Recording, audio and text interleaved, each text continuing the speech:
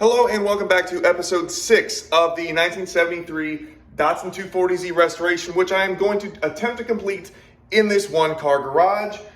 In this episode, I want to really try to push ahead on what might arguably be the most important part of this build.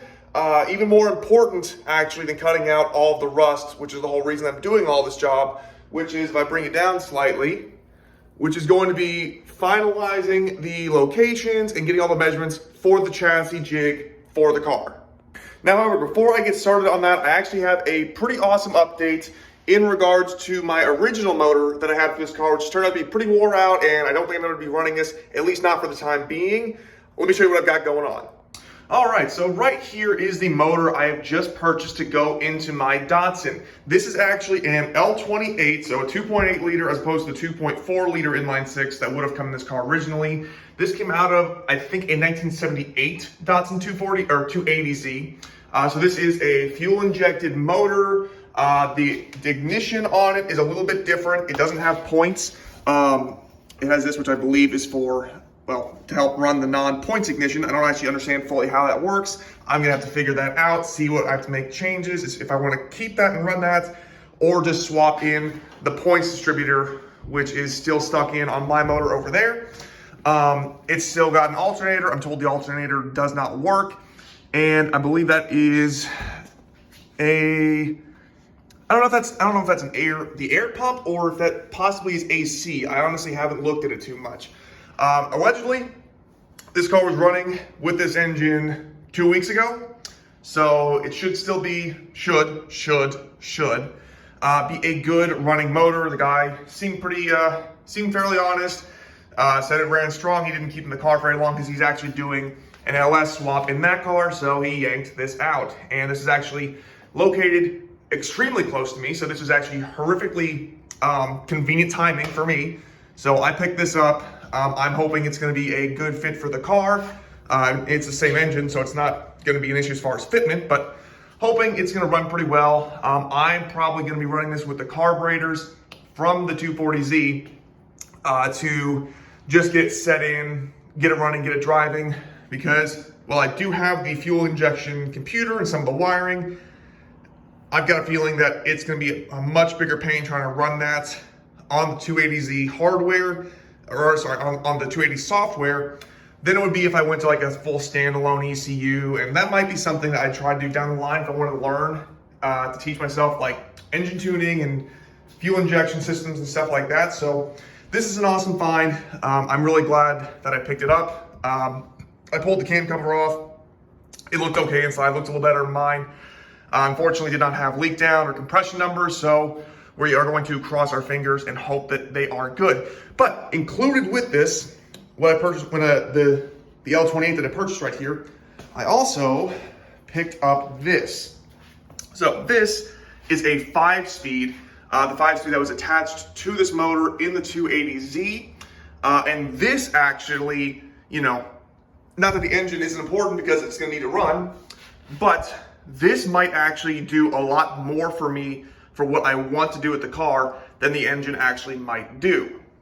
So I haven't actually done some of the hard math with this transmission in respect to like the differential ratio and the wheel ratio. I haven't done any super nailed down math, but what I have done is I've looked up online, found some of the differences in the 5-speed versus the 4-speed transmissions in these cars. This one, according to what I can find, is a wide ratio 5-speed you would find in a 280Z. There's also a close ratio box that you would find like a 280ZX. And from what I can tell, the only differences between this 5-speed and my 4-speed that came with the car that I still have sitting over here is that it's got it has an overdrive as opposed to the 4-speed in my car, 4th gear, direct drive, 1-to-1 ratio with engine RPM.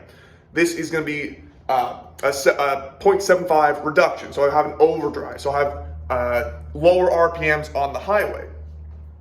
But what it actually also has a longer 1st gear ratio, which I thought was kind of strange. I figured if you have 5 speeds, you would have a shorter 1st gear, but this one actually has a slightly longer ratio because the R200 that would have come out of the 280Z this was in has a shorter final drive ratio than the 240.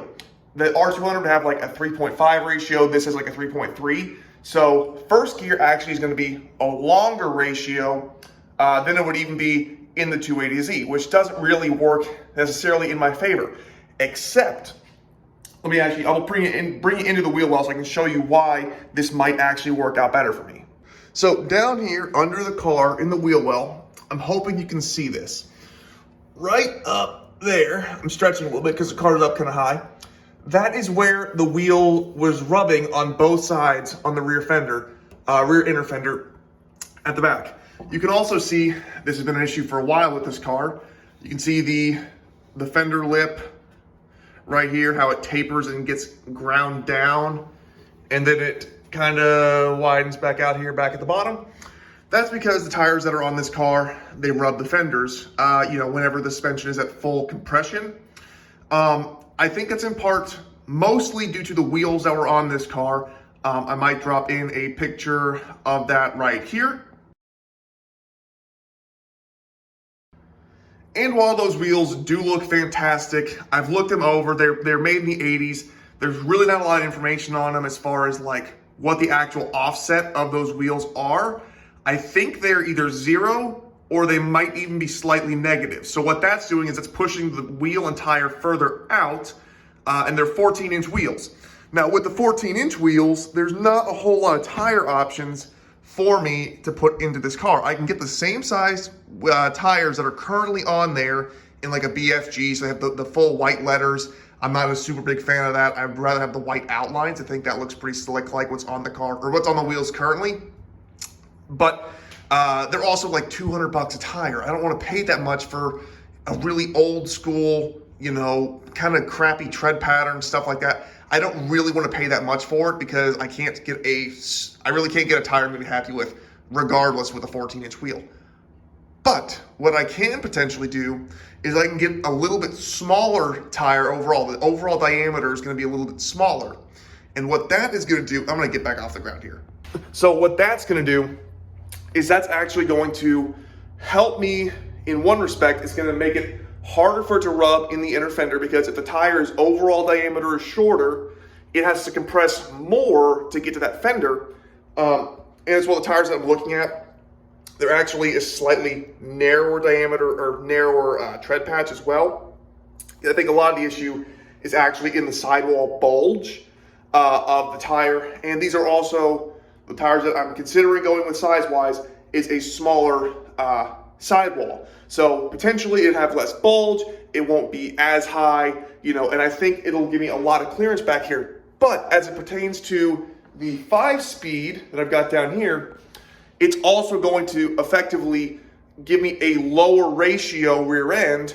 I'll need to figure out what the actual numbers are, but I think I should have such a lower ratio rear end enough that it should kind of shorten up first gear effectively. It's not going to be a whole lot, but hopefully just enough to kind of help it off the line, not have to slip the clutch so much to do that.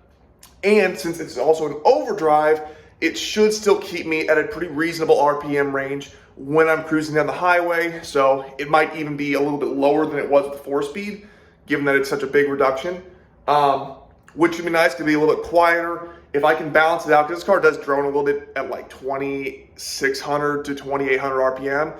If I can land somewhere at like 3,000, where I was at like 70, I was at like 33, 3,400, that might be a nice little spot to kind of quiet up, make this a really nice cruiser on the highway. So I'm really hoping that all the math comes out good.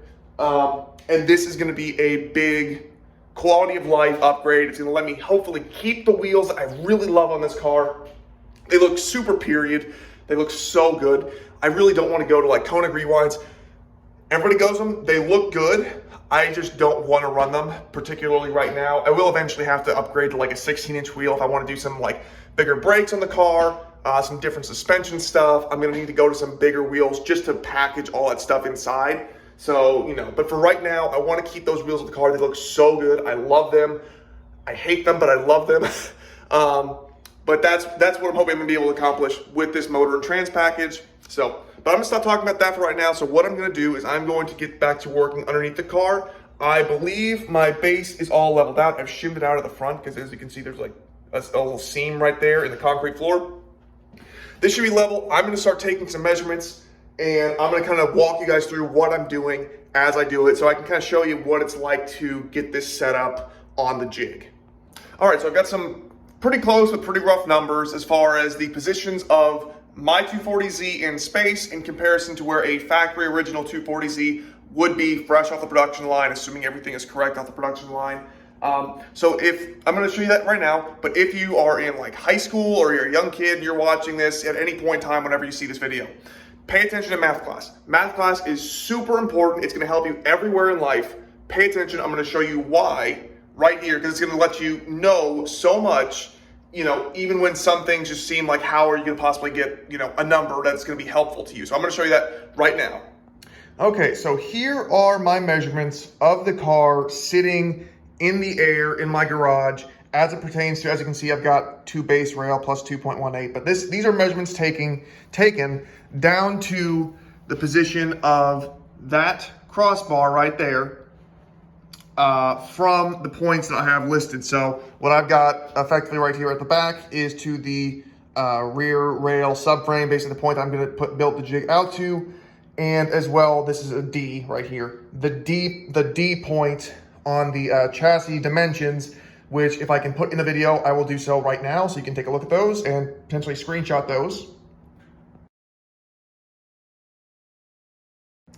So yeah, so those are all the locations of every point on a 240Z. So the D point is the position I took the measurement for, and the rear rail subframe back here, because they're both actually kind of the same position as far as measurements go. So they're both going to the top of that rail. If you want to add 2.18, it would be the measurement to that base rail right down there. And then up at the front, we have the base, the underside of the front frame rail right there, and as well the A point. So the A and the D point are the shock tower locations. And same deal as at the front, where it is going to the top of the rail that is at the front. So how I'm getting the A and the D point measurements is right here. So this is a plumb line, plumb bob, however you want to define them. You can get them at Home Depot. What I needed to do was I took the bob, and very conveniently, didn't plan this, very conveniently they fit through the tops of the strut holes into the strut towers. They fit through the hole in there. I kind of eyeballed that these are very rough numbers. These are just to get me in the range of where it's currently sitting. Dropped it through, used the clamp to grab the point that looked, you know, the most perfectly oriented in respect to where they're measuring from on the chassis dimensions in that screenshot I hopefully can put into the video. So I got that measurement there, laid it out on the ground, pulled it tight, and I measured that length, and then that is what I wrote down up here. So, you know, at the front, it was 33 3/8 to the crossbar, and then if you want to add 2.18, you can do that. Write out where you're measuring to on any measurement you're taking. It's gonna make your life so much easier. It's gonna help you to, sorry, about to sneeze there. It's gonna help you to know exactly what you're measuring so you don't make mistakes. And I'm gonna show you why I do that here shortly. But nonetheless, those are those measurements. And then up at the front, you know, I measured, you know, same deal, like I said, A point. I measured from right here where the cross member, or the engine cross member, front subframe, I'm gonna call it, down to this point, took that measurement. Because these are gonna be the places where my jig is gonna be bolted in place. Back here, it's gonna be bolted from there. It's gonna be going up to this rail right here. So that's those measurements. And as you can see, I'm gonna go straight up for you. There's that point, there's a shock tower. So really, if there were any difference between those two measurements, that would mean I measured something wrong. So I have all those measurements. I'm doing in inches just for the ease of the video. I'm gonna be doing all the actual measurements for this car in millimeters because that's what the chassis dimensions are all in. They're all in millimeters. So I'll be doing that once I actually do the hard numbers that I'm gonna live by. But on the back side of here, I wrote down, I converted all the measurements on the jig over to imperial, just using them in inches, just for easy math. And then what I did, because I want to know, here's why I'm doing this. I wanted to know where the car sits as far as level. I want to know if it's tipped this way, whatever. Simply because I have to build the uprights, and the uprights are going to be built from the car going down. They're all going to match up to the chassis dimensions originally, and they're going to come down to the base rails. And what I want to do is I want to have the base level and square and everything, so that way I don't have it where I have like an inch gap between, where it should be and where it is. I want to try to get everything as close as possible, make my life as easy as possible, and make it repeatable. So here's where the math comes in. And it's not hard math. It's just knowing where to put numbers. So, I took my measurement from the car to my chassis, or to my jig, sorry. My car to the jig. I have the measurement of the car. This is to the floor, because on that chassis dimensions, everything is measured from the floor pan itself. Obviously, my floors are shot, they're pushed in, they're rusted out. Not a helpful number for me. So I took that dimension, I subtracted it from my number, what I measured it to the floor, and that gives me the difference. And that difference is effectively where the floor should have been in this car, that plane, down to the plane of the chassis jig. So that is for the D point, the rear strut tower tops, the rear rail subframe, which is in the exact same lateral position as this. I measured 27 inches, chassis paper says 11 1/4, measured out to 13 1/4 inches. So I know those two numbers are accurate at the exact same length. I know that just shows that this math is correct. Up at the front, this is for the A point, the top, the front strut towers. 38 3/8 minus the chassis reference, 23 5/8, 14 1/4 inches. Then up here, this is where I screwed up. This is where it's important, where you can kind of double check your work and you can make sense of stuff. Measured base of front rail at cross member, I measured 16 5/8 minus 5 1/8 on the chassis reference. I got 11.2 inches. So what that would say to me, I'm like, okay, there's no way that there's a 3-inch difference in the height of my strut towers versus the frame rails, because that effectively would mean the car was squished down to the frame rail by 3 inches, or roughly 3 inches. That's not going on. I made a mistake there. So I was like, okay, I need to go double check what I'm actually getting for a number there. And what I realized is I forgot to include the length of the tape measure in the measure, because I had this butted up against the car, and then the that up against the rail. I just took the measurement as it was, right down there, as opposed to including the length of the tape measure. So once I did that, corrected for that, it was about 20 inches in all actuality, minus 5 1/8. I got 14 7/8 inches at the front. So like I said, these are rough numbers. They're not perfect. I'm gonna get my own perfect numbers, or as close perfect as I can possibly get. But what that tells me, if I kind of, look at these numbers as a whole, at the back, it's 15 3/4 away from the floor, or it's 15 3/4 of extra rail that I would need between the floor, functionally, and my frame rail. At the front, we're somewhere between 14 1/4 and 14 7/8 inches of extra rail between the base of the chassis jig and where the floor should be in the car. So what I know based on this is that my car, if my hand is perfectly level right now, is tipped ever so slightly forward, where the rear is just slightly higher than the front. So why this is all useful to me is because initially, whenever, I think I have the paper actually over here, I took all the chassis measurements that I could find online, and whenever I was trying to plan out costs and how much metal I was gonna need to build the jig, I was referencing those chassis dimensions, and I assumed I was gonna try to, I think I wrote it down somewhere on here, maybe not.